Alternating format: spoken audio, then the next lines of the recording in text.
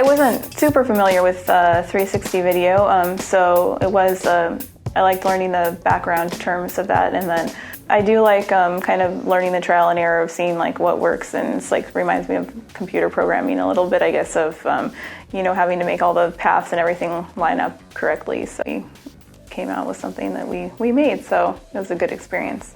We did a virtual tour of the children's department here at Central Library. So moving from the entrance of the department through the different rooms and then into the puppet theater and a little tour of that. So that was a lot of fun to kind of show how we could give a virtual tour of a library to someone to kind of bring that access to people without them ever needing to come into the library. So that's kind of the overview of it, and then we learned all the different intricacies of how to use the software and all that. And then we learned how to add music, and we learned how to add different sort of arrows and you know, even different photographs inside, so that when you clicked on it, it would move to the next image, and then you felt like you were there. You got the tour around, and you got to look up and down and all around, and it was good. I can really see this being used especially for children, but teens and adults as well.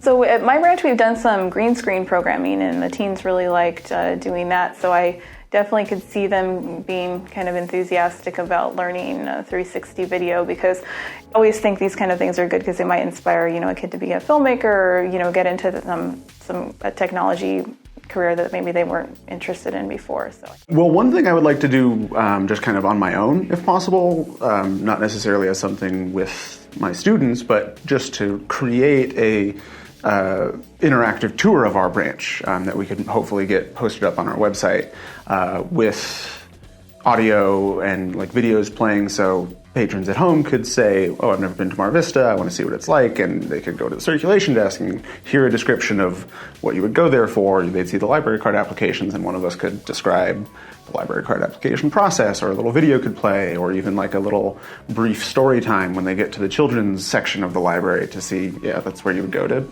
read with a librarian or something like that. So I could see using this for a teen program and just having the kids kind of play around with it and see what they come up with.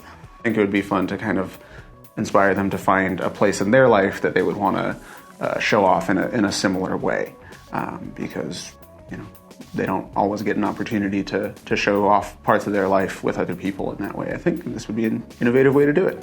Oh, I just love hands-on workshops and trainings, not with someone just talking to you. I like when someone is enthusiastic and explains everything first, and then lets us go and work with all the equipment and learn, because you learn a lot better that way. While there is a learning curve, you know, you have to learn the steps and how to move the files around and manipulate all of that, that it's something that anyone can do. You know, you don't need to be an expert coder, you don't need to be an expert filmmaker. You just have to be patient and willing to try things out and get things wrong. It's definitely worth the effort. It's manageable, and I think it's a great way to, you know, introduce a kind of technology that most people think is far beyond their capabilities to do in everyday life to them.